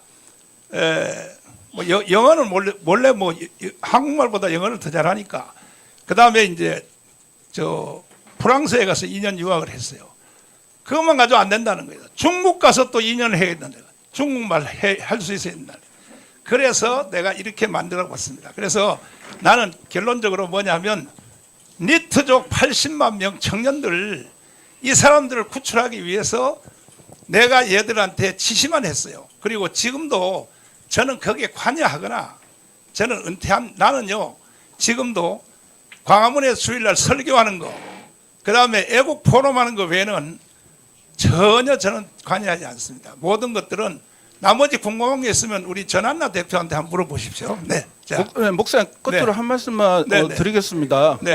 저희가 여기 취재하러 온 이유는 네, 네. 지금 정치 보도든 대선 보도든 간에 네. 거대 양당 위주로 되고 있잖아요. 네. 그렇지만 우리 민주공화국 대한민국 체제에서는 정당의 결성의 자유도 있고 활동의 자유가 있는 거잖아요. 네. 그렇기 때문에 군소 정당이라 하더라도 대선에 관한 입장을 표명하거나 출마 예견을 하시든지 오늘처럼 이런 경우에는 적극적으로 보도를 해야 될 필요가 있다고 판단해서 온 것이고요. 그래서 네. 그 점에 관해서 오해가 없으시길 바라고 네. 초반에 제가 어필을 한 부분은 네. 지금 아시잖아요. 기존 그 대한민국 언론 시스템이 레거시 언론 위주로 돌아가고 있습니다. 그렇지만 지금 인터넷 신문은 누구나 다 보고 있고 활용하고 있고 참여를 하고 있습니다. 그렇기 네. 때문에 진행을 하실 때 앞으로는 균등하게 매체 차별 없이 해 주실 것을 당부드리고요. 저희도 필요하시면 연락 주시면 제가 다 적극적으로 알았어요. 취재하고 그렇게 하겠습니다. 그리고 한 말씀만 더 드리면요. 잠깐만요. 특정 기자를 잠깐만요. 특정 기자를 아니 내가 그만해요. 마이크 뺐어요. 그만해요. 그렇게 욕설을 아니, 하고요. 마지막으로 해요. 마지막으로 범죄자 이런 부분은 그런 얘기를 하는 사람이 질서를 지켜야 될 거 아니냐고. 잘못된 겁니다. 그만하라니까. 이 그만하세요. 부분은 사과를 요청드립니다. 자, 들어보세요. 이 부분은 사과해 주십시오. 아니, 보세요. 아니, 앉아보세요. 이제 내가 대답해 드릴게요. 제가 아까 말씀드린 것처럼 저는 설교하는 거, 연설하는 거 외에는 아무것도 하는 일이 없어요. 전 몸도 안 좋아요. 그래서 개인적인 질문이 있으면 다음에 언제 나하고 한번 만나고 그리고 나보고 사과하라 그랬는데 저는 전혀 사과할 것이 아니고 왜냐하면은 지금 기존 정당의 정치 시스템을 가지고는요 이 나라에 희망이 없어요. 아까 김학성 교수님 말씀했죠. 60일 안에 선거해야 된다. 그래서 우리는 정치 사이클을 내가 아까 처음에 발표했잖아요. 미국식처럼 4년 중임제로 개헌을 하고 그리고 그 후에 대통령 선거를 해도 늦지 않다. 이걸 내가 제안한 겁니다. 4년 중임제로. 그 내가 대답 드렸는데 날 보고 사과하라 그러니까 그 뭘 사과라는 겁니까? 자, 예, 잠깐만요. 그래서 이제는 다른 사람들 때문에 시간 관계상 잠깐만, 이거 좀 얘기를 해야 되겠는데. 계속해서 나왔어요. 주진우 기자님. 아니 주진우 기자님 좀 아니 내가 먼저 질문할게요. 저한테요? 예. 기자님은 좌파요, 우파요? 중도라 그래요, 빨리요. 아니 기자인데 네. 진실을 정의를 따르지 자, 좌파 그러면 우파 아닙니다. 질문하세요. 네. 질문해. 목사님 아까 은퇴하셨고 목회만 설교만 관심 있다는 분인데 네. 항상 정치권에서 뒤에서 도와주시던 분인데 네. 이번에는 그렇지 않습니까? 이명박도 박근혜도 윤석열도 뒤에서 도와주셨던 분인데 직접 보통 도운 게 아니지. 그렇죠. 네. 근데 직접 출마하신 이유가 뭡니까? 왜냐하면 네. 이 국민의힘 정당이 예. 이명박도 사실 구속시켰고 네. 박근혜도 탄핵시켰고 네. 이것이 더불어민주당이 탄핵한 게 아니에요. 예. 국민의힘 정당 안에서 이번에 윤석열 대통령 탄핵된 것도 한동훈이가 한 거예요. 한동훈이가. 네, 알겠습니다. 그러니까 이 정당은 희망이 없다 이 말이야. 내 그래서 말은. 국민의힘 그래서 내가 열받아서 대통령을 내가 직접 출마해서 네. 대한민국의 전체 구조를 새로 내가 만들어야 된다 이렇게 생각합니다. 자, 국민의힘 후보 4명은 안 되겠습니까? 4명이요? 네, 안 되겠습니까? 4명 중에서도 네. 누구든지 아니 이재명 대표까지도 네. 내가 정책을 제안한 이제 앞으로 120개를 계속할 겁니다. 네. 이 정책을 수용하는 사람은 누구든지 나는 연대하겠습니다. 알겠습니다. 네. 한덕수 후보도 지금 이렇게 포함됩니까? 근데 한덕수 후보는 아직 출마한다는 그 공식적 입장이 없었잖아요. 그래도 대선 행보를 하고 있는 걸로 보이지 않습니까? 저도 뭐 그렇게 보입니다. 그렇게 보이시죠? 네. 한덕수 후보는 어떠십니까? 한덕수 후보도 만약에 자유우파에서 1인자로 네. 선발이 되면 네. 나는 한덕수 후보하고도 딜을 하려고 합니다. 네. 네. 전 목사님 그래가지고 여권에 있는 그러니까 국민의힘도 한덕수도 이준석 다 모아서 연대해서 이렇게 단일화하려고 이렇게 그거 만드시려고 나오신 거 아닙니까? 아니, 그건 아니고 일단 저쪽에서 자기들끼리 뭐 지금 이제 8강에서 4강으로 줄어들었잖아요. 네. 또 자기들끼리 토론회 한다 그래요. 네. 방송 토론회 해서 거기서 1인자가 되면 네. 아마 틀림없이 또 한덕수 후보가 나온다고 하면 거기와 또 1대1 토론을 해서 또 선발할 것 같아요. 예. 그 후에 나는 내 정책을 이걸 그대로 100% 수용해 주면 한덕수든지 심지어 내가 이재명에 대해서도 이재명 대표에 대해서도 나는 연대할 수 있다. 내가 이렇게 말했지 않습니까? 지금 목사님의 그러니까 후보님의 공약을 받아들여야 연대할 수 있습니까? 근데 예. 이재명 대표도 그 뭐 대부분 보면 무슨 뭐 물리적 내란을 익히겠다 이런 말은 무리한 말이 있었죠. 사실은 그 말 다 아시잖아요. 근데 몰라요. 가만히 보면 4년 중임제로 개헌하겠다. 이거는 미리 말을 했어요. 그 나하고 똑같은 거야. 그러니까 내 정책 120개를 다 수용해주면 이재명하고도 난 연대할 수 있다 이 말이에요. 예. 지금 근데 공약 말고 공약을 뛰어넘는 넘는 그 연대를 할 수 있는 그런 기준이 있습니까? 아니요, 공약 외에는 다른 건 연대할 수가 없어요. 이 공약이 좀 위헌위법적인 공약이 많아서 헌법을 개정해야 되는 내용들이 많던데요. 아니 그러니까 내가 아까 말을 했잖아요. 네. 헌법을 지금 이번에 6.3 선거 하지 말고 헌법을 개헌하고 그 다음에 대선을 다시 하자. 내가 그렇게 아까 말을 했잖아요. 그건 안 받아주겠죠. 안 받아주면 네. 그러면 정광훈 후보는 계속 가는 겁니까? 아니 당연히 가죠. 당연히 그렇습니까? 가고 네. 내가 그래서 이 대한민국은 이미 무너졌어요. 끝났다니까요. 끝났는데 이 대한민국을 저는 바로 세우기 위하여 내가 1000만 서명 국민 저항권을 지금 하기 위하여 1000만 서명을 계속 진행하고 있는데 지금 600만이 넘었어요. 400만만 더 하면 이거는요 헌법 위에 권위가 있어요. 왜? 보세요. 이 헌법 위에 권위가 있는 것은 헌법 제1조 1항 혹시 주 기자님 아세요? 몰라요? 내가 가르쳐 줄게요. 대한민국은 민주공화국이답니다. 그 다음에 2항이 뭐냐? 모든 주권은 국민에게 있고 국민입니다. 국민. 이게 국민 저항권입니다. 모든 권력은 국민으로부터 나온다. 헌법재판소가 최고의 권위가 아닌 거예요. 국민이에요. 국민. 그러나 국민이 나 혼자 예를 들어서 저거는 위법이야. 그건 아무 소용이 없어요. 네. 그래서 내가 1000만 조직을 하고 있는 거예요. 1000만 조직하면요 헌법 위의 권위를 가지고 우리는 명령할 수 있어요. 이해되십니까? 네. 네. 윤 어게인 신당 그러니까 네. 용산 윤석열 그 전 대통령 주변에서 네. 신당을 만들려고 했어요. 네. 그게 좌절되자 네. 정광훈 목사가 자유통일당 후보로 나오신 건 아닙니까? 잘 들어보세요. 그건 아니고 저는 윤석열 대통령한테 내가 불만이 좀 사실 많아요. 왜냐하면은 아니 우리가 강화문에서 윤석열 대통령을 만든 우리가 주인공이에요. 주인공. 그래서 내가 강화문 연설 때도 그래요. 섭섭합니다. 어떻게 나한테 전화도 한 통 안 해주시고 내가 너무 섭섭해. 그런데 윤석열 대통령도 약점이 있어요. 내가 볼 때 사람 보는 눈이 좀 어두워. 그래서 이번에 계엄령 해보니까 다 배신자가 돼버리니까 세상에 장차관들도 다 배신자가 돼버렸어. 이걸 보고 윤석열 대통령이 이제 믿을 놈이 없구나.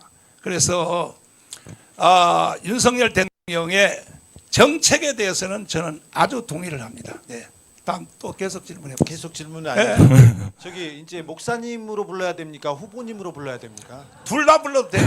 근데 저기 둘 다. 대선 후보에 오셨으니까 그 언론에 대해서는 기자회견이잖아요. 그렇지. 기자들의 질문을 다양하게 받고 마이너면 안 받을 것도 아니잖아요. 소수자 그리고 아니 양- 근데 약자- 내가 네. 얘기했잖아요. 순서별로 메이저부터 먼저 해달고 그 다음에는 여기 있는 모든 사람들 질문 다 받을게. 다 내 받으세요. 시간도 무제한, 네. 그 다음에 주제도 무제한 내가 다 받는다 그랬어요. 자, 한 가지 좀 이해를 좀 구할게요. 이게 지금 기자회견장입니다. 청문회장도 아니고 수사하는 자리가 아니에요. 기자회견과 취지가 또 다르잖아, 그죠? 기자회견장에서는 자기가 궁금한 점이나 후보에게 묻고 후보가 어떤 답변을 하든지 진위 여부는 본인이 돌아가서 취재를 해서 그 사실 여부를 판단해서 보도를 하면 되는 거예요. 여기서 수사하듯이 따져먹고 네가 맞나 내가 맞나 내 생각은 이런데 이거는 기자회견을 안 해본 사람들이에요. 제가 무시해서가 아니라 아까 사전에 이런 문제가 생길 것 같아서 절차상 뭐 이렇게 하겠습니다. 사전에 공지를 했는데 그리고 아까 보세요. 질문을 하나 하고 돌아갔다 내 차례 안 올까 봐 4개 5개 한다 예를 들어. 뭐 그럴 수도 있어요. 그런데 하나 하고 차례를 내 차례가 다시 왔을 때 할 수 있겠다. 이런 생각을 갖고 기자회견을 해야지. 예, 안 그렇겠습니까? 자, 그 다음에 또 질문. 자, 다음 질문. 예, 말씀했잖아 아까. 안 하신 분 먼저 좀 하세요. 네, 안 하신 분. 이쪽에 해보세요. 우리 빠박이 질문하면 돼요. 예, 독립신문 박완석 기자라고 합니다. 네. 정광훈 목사님의 네. 대선 출마 선언 이후 네. 일각에서 보수 분열이라고 주장하는 사람들이 있는데 네. 여기에 대해서 어떤 입장이신지 궁금합니다. 네, 제가 아까 말씀드린 것처럼 최종 후보가 뭐 한덕수까지 그 다음에 또 국민의힘 정당까지 최종 후보가 되면 나는 그 사람들하고 딜을 하겠다. 내가 그 열어놨습니다. 조건은 있습니다. 내가 지금 발표할, 앞으로도 발표할, 오늘 25개 발표했는데 120개를 수용해주면 누구든지 난 이재명하고도 딜을 하겠다, 이런 입장입니다. 네. 다음 질문 또. 자, 일단 안 하신 분 먼저 좀 하고 다시 또 기회가 오면 네, 하시도록 하겠습니다. 소속사 얘기합니다. 네, 독립신문 박태환입니다. 네. 지금 우파 시민들이 외치고 있는 것들 있지 않습니까? 네. 사기 탄핵이라든지 네. 아니면 뭐 부정선거 네. 뭐 이런 것들에 대해서 민주당은 물론이고 자칭 우파라는 국민의힘도 제대로 얘기를 하지 못하고 있는 상황인데 네. 제가 알기로 5% 지지율이 넘으면 TV 토론에 나갈 수 있는 걸로 알고 있습니다. 3%. 아, 3%. 네. 네. 거기 나가셨을 때 이런 질문에 대해서 들어온다면 정치적인 이유로 회피하지 않고 전부 다 당당하게 말씀 시원하게 하실 수 있는지 궁금합니다. 당연하죠. 당연하죠. 감사합니다. 저는요, 목회를 내가 40-50년 했기 때문에 설교를 40-50년 했지 않습니까? 만약에 TV 토론에 나가면 저는 절대로 밀리지 않습니다. 목사님들은요, 약간 비속어로 말하면 뭐냐, 설교에서 밥 먹고 사는 사람들이야. 누구를 따라옵니까? 목사를 누가 따라와요? 정치, 경제, 사회, 군사, 외교, 문화, 교육, 언론, 설교 안에는 전체가 다 녹아 있습니다. 목사들을요, 성경만 설교한다고 생각하면 안 돼요. 정치, 경제, 사회, 군사, 외교, 문화, 언론 전체를 망라하여 설교를 하는 겁니다. 난 자신이 있습니다. 네, 다음 질문 또. 네, 말씀하시죠.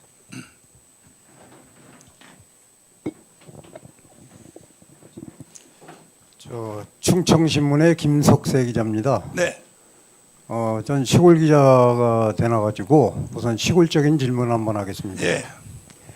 지금 거대 양당에서는 그 충청도 포심을 잡기 위해서 그 정부 부처나 아니면 청와대 아니면 그 국회의사당을 지금 충청권 세종으로 옮기겠다고 이렇게들 네. 말하고 있습니다. 네. 목사님의 생각은 거기에 대해서 어떻게 생각하시는지요? 이거는 사실은 그 노무현 정부 때 사실은 이것이 구상은 박정희 대통령이 서가기 전에 구상해 놓은 겁니다. 뭐냐, 세종시를 왜 수도권하고 서울하고 저 북한하고 너무 가깝다 이거야. 그러니까 처음에 구상한 것은 박정희 대통령이에요. 세종으로 가야 된다. 이걸 박정희 그거 알고 계시잖아요. 그런데 이것을 이제 그 사실은 그 이용한 사람이 누구냐, 노무현 대통령이에요. 노무현 대통령이 갔는데, 그러나 이 헌법재판소에서 수도권을 세종으로 옮기는 것에 대하여 그 정서법이란 법으로 가지고 그걸 수도를 옮기는 것을 헌법재판소에서 사실은 그걸 거부했습니다. 그래서 지금은 헌법을 개정하기 전에는 사실은 갈 수가 없습니다. 현재 법적으로. 그럼에도 불구하고 더불어민주당에서 뭐 국회의사당을 글로 옮기겠다. 이건 위헌입니다. 다 위헌입니다. 대답이 됐습니까? 네, 한 가지만 더 질문할까요? 네, 네. 네. 이 경제 문제에 대해서 잠깐 질문하겠습니다. 네. 만약에 목사님께서 대통령이 되신다면 네. 이제 한국 경제를 우선 살리는 것이 가장 큰 원칙이라고 보고 있거든요. 그렇습니다. 그런데 지금 우리나라의 가장 큰 그 문제점이라고 본다면은 제가 생각하기로는 우리나라의 많은 사람들이 특허 개발이나 신기술 개발을 상당히 많이 개인적으로도 하고 있습니다. 그렇습니다. 그런데도 불구하고 이것이 제대로 정부가 지원 및 보호를 해주지 않기 때문에 이 기술들이 모두 외국으로 나가가지고 거기에서 다시 성공을 해서 한국으로 들어오는 그러한 그 전례를 지금 남기고 있거든요. 거기에 대해서 만약에 이러한 그 특허 기술자 이제 개발자들이나 이런 사람들의 보호 원칙이라든가 기술 지원을 충분히 할 수가 있겠는지요? 네, 제가 신뢰를 말씀드릴게요. 삼성전자가 세계 최초로 CDMA 주파수 분할한 것을 세계 최초로 개발을 했습니다. 그러니까 주파수를 한 개를 가지고 10,000개도 쓸 수 있고, 그래서 우리가 핸드폰이 가능한 거예요. 가능한 건데, 그런데 어떤 여직원이 세상에 팬티 속에다가 USB를 감춰서 나와서 중국한테 5억에 팔아먹으려고 현장에서 국정원이 체포를 했습니다. 그러니까 지금 미국의 모든 원천 기술은 거의 다 미국에서 개발해요. 그런데 일본으로 옮겨지는 데는 거의 20년이 걸립니다. 안 그러면 로열티를 내야 됩니다. 근데 일본에서 하는 그 원천 기술이 한국으로 오는 데는 5년 걸립니다. 5년. 미국에서는 20년 걸리고 일본으로 가는데 우리 5년 걸립니다.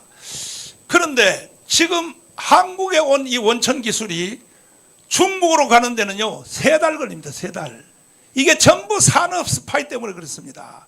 그래서 이걸 척결하기 위하여 그 윤석열 대통령이 계엄령을 선포한 겁니다. 왜? 이래서는 어차피 나라가 희망이 없다는 것입니다. 그래서 이 경제 문제는 결국은 아까 제가 대답한 그대로 독일처럼 일단은 우리 신기술을 지켜야 되고 국정원이 무너졌기 때문에 지금 못 지키는 거야. 이건 전부 다 문재인 때문에 이렇게 된 거예요. 문재인 때문에 나라가 다 무너진 거야. 그 다음에 지켜야 되고 국정원이 사실은 지금 기능이 거의 다 죽었어요. 죽었고 신기술을 우리가 지켜야 되고 그 다음에는 뭐냐 독일처럼 우리가 대기업을 중소기업, 소기업 10배로 확대하면 경제 문제는 한 방에 해결됩니다. G2 국가 갑니다. G2 국가. 바로 G2 국가로 갈 수 있습니다. 네. 다른 질문하시죠. 가깝드리죠.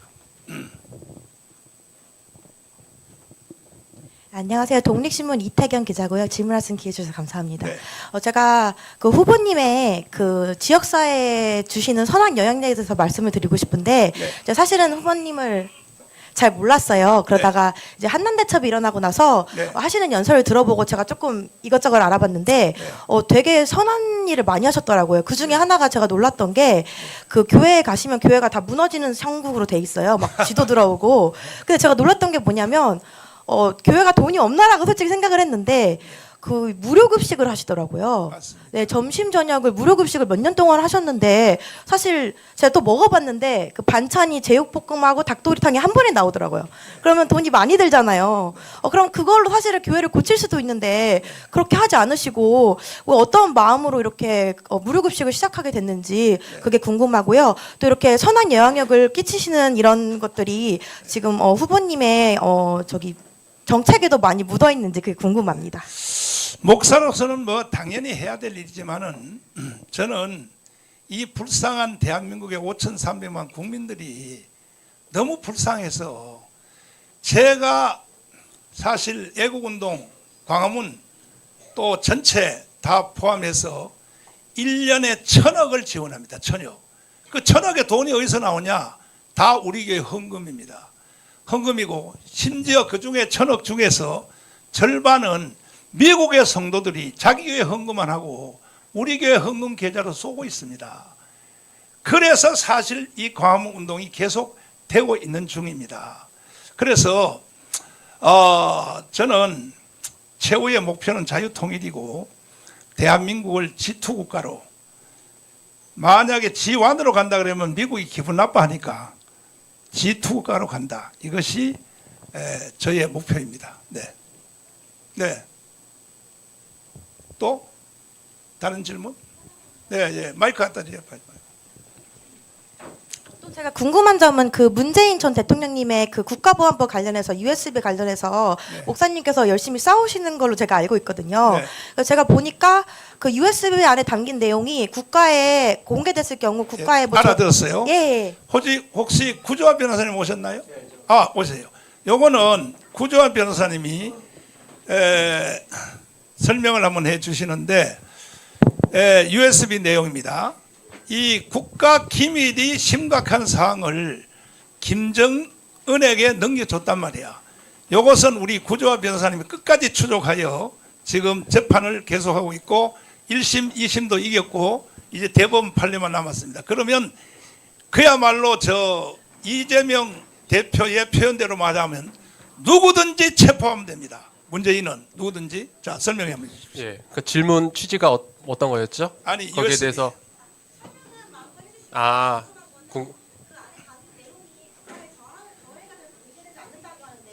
혹시 내용이 공개될 수가 있는지. 예. 그 제가 USB 사건에 대해서 형사 고소 그리고 통일부에 정보공개 청구를 한 것이 2023년 봄경에 했습니다. 네, 그래서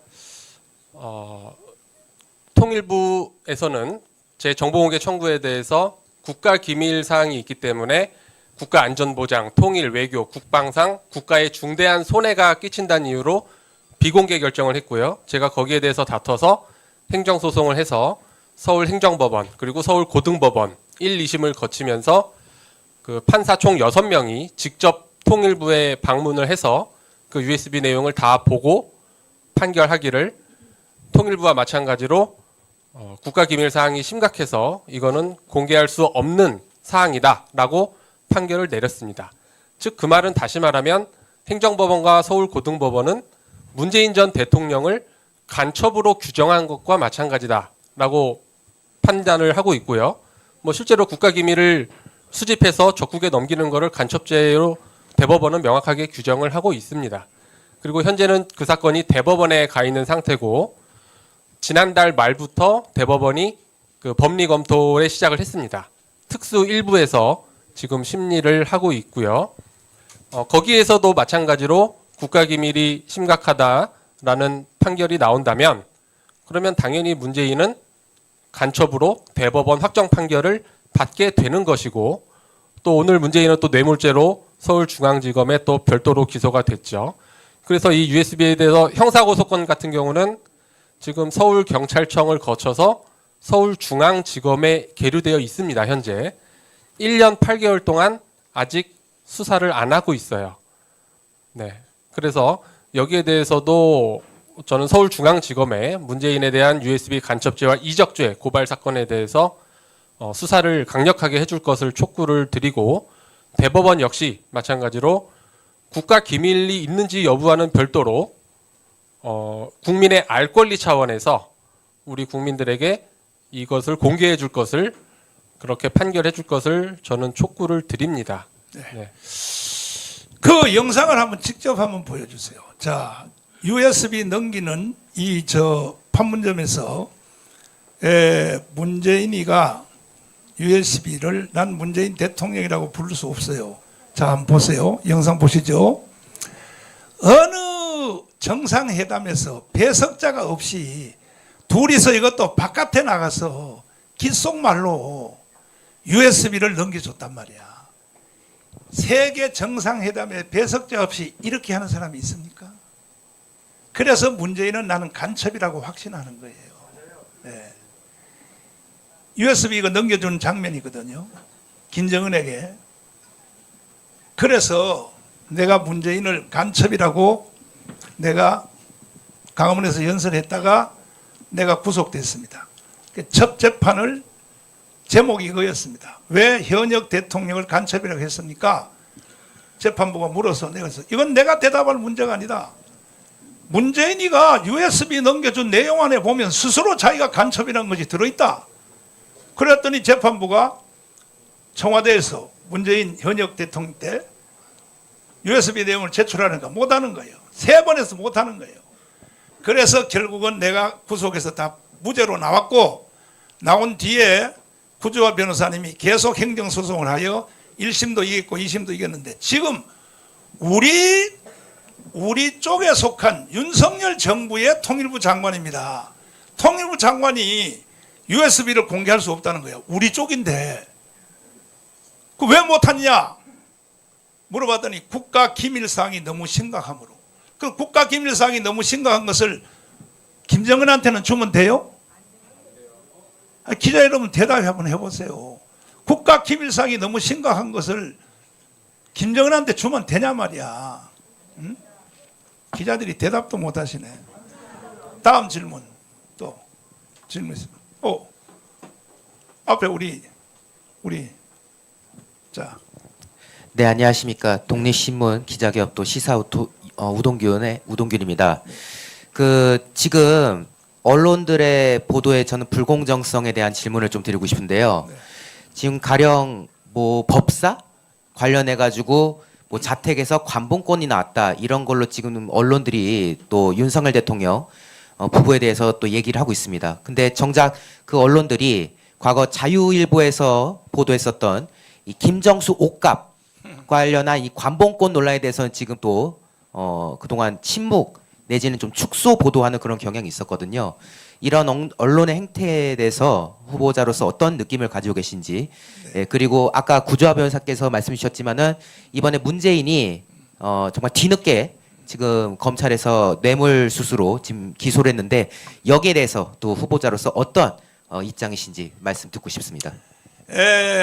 문재인은 머지않아 바로 구속될 것입니다. USB 더하기 그다음에 무슨 재산을 딸에게 넘겨준 사건 때문에 그래서 구속될 것은 뻔하고 좀 전에 질문한 앞에 뭐였었지? 지금 언론에서 그래요. 언론은요 지금 보면 사실 거의 평양중앙통신의 한국 지부라고 봅니다. 나만큼 언론한테 타격과 비방과 이 박해를 받아본 사람이 없습니다. 근데 내가 죽었나요? 당당하게 살아 있습니다. 대통령 후보라까지 출마하고 있습니다. 언론 다 덤벼보세요. 나 이기는가? 왜? 나는 진실을 말하기 때문입니다. 진실을. 그래서 대한민국 언론들은 내가 이번에 앞으로도 이제 발표하겠지만 120개 정책을 반헌법적인 언론을 보도하는 사람들은 이것은 반드시 척결해야 됩니다. 아니 반헌법적인 언론을 왜 보도합니까? 언론사들이 반헌법을. 그럼 대한민국에 살지 말아야죠. 그러나 90% 이상이 지금 보면 반헌법적인 언론들이 계속 그렇게 보도를 하고 있어요. 그중에 가장 보십시오. 일개 목사를 나는 그때 사실은 강화문 운동만 했고 정치 선언도 하기 전이에요. 세상에 KBS에서 뭐라고 합니까? 정광훈의 사생활 탐구 40분, 1년에 40분씩 했어요. MBC PD 수첩 1년에 수십 번씩 나에 대해서 부정적인 방송을 계속하고 있어요. 그렇다고 내가 죽었습니까? SBS 내가 깜빵에서 들었는데 SBS에서 뭐라고 나를 비판하냐면 정강훈 목사가 가짜 신학교를 만들었다. 우리 청교도 신학은요 한국의 최고의 신학자들이 모여서 이끌어가는 장신대 현역 교수 김철홍, 그 다음에 총신대 교수 지금 서영 박사님 일로 잠깐 나와주세요. 직접 대답 한번 해주세요. 자,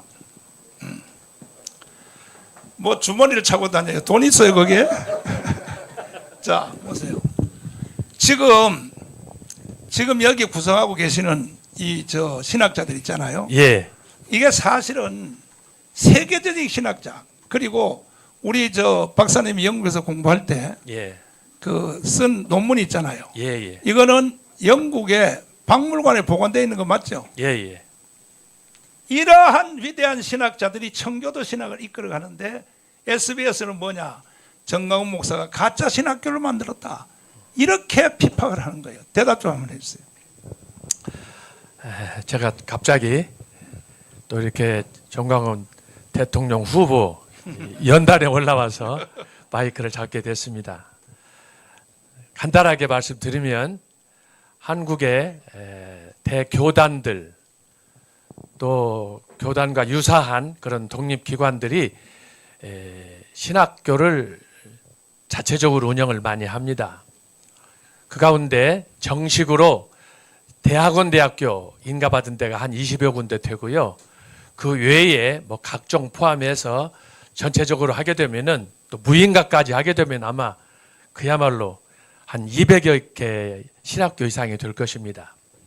그런데 정광훈 목사님께서 운영하시는 청교도 신학원은 뭐 감히 저의 말씀을 해서 그렇습니다마는 한 3분의 4분의 은퇴하신 경륜 있는 그런 박사들이시고 지금 말씀하셨던 김철원 교수님 같은 경우에는 장신대학교에서 현역 신약학 교수로 활약하고 계신데 저희들이 전광훈 목사님의 이 깊은 뜻, 사실 오늘 대통령 후보 공약 이렇게 한 25가지 발표하시는 걸 보고 제가 감동을 먹었습니다.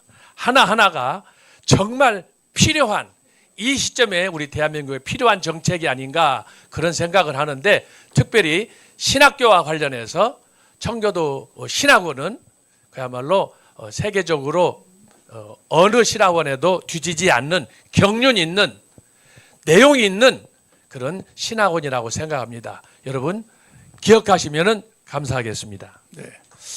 그 특별히 예. 지금 전 세계 신학이 다 자유주의 신학으로 무너졌잖아요. 예. 그래서 우리가 청교도 신학에서 복음적인 신학을 세우려고 우리가 하고 있는 거 아닙니까? 그렇죠? 예, 맞습니다. 네. 지금 이제 신학은 그 전문성을 요구하기 때문에 여기 계신 분들, 기자들님께서 어떻게 이해하실지 모르겠는데, 저 개인적인 소견으로 말씀드리면 한국에서 이야기하는 소위 보수 신학, 정치적으로는 보수 뭐 이런 쪽하고 좀 상당히 유사할 수 있는데, 한국의 신학교 아까 말씀드렸는데 대부분이 소위 말해서 진보적인 자유주의적인 신학을 가르칩니다. 그 의미는 뭐냐? 기독교는 66권의 하나님의 말씀, 성경의 영감과 계시에 기초한 이 말씀을 믿고 있는데, 그 말씀에 대해서 일부 믿거나 혹은 다 또 부정하거나 하는 이런 문제들이 많이 발생을 합니다. 그렇기 때문에 정광훈 목사님께서는 철저히 기독교의 존재는 하나님의 말씀, 철저한 하나님의 영광과 계시의 말씀을 믿는 데서 시작한다. 그래서 한국 교회 진보적인 자유주의적인 이런 신학을 고쳐서 한국 교회 초기에 교회가 이렇게 부흥을 이끌었던 그런 개혁 신학, 보수 신학, 정통 신학을 확립한다라는 취지로 지금 청교도 신학원을 운영하고 있습니다. 네. 자, 이제 질문이 없으면 질문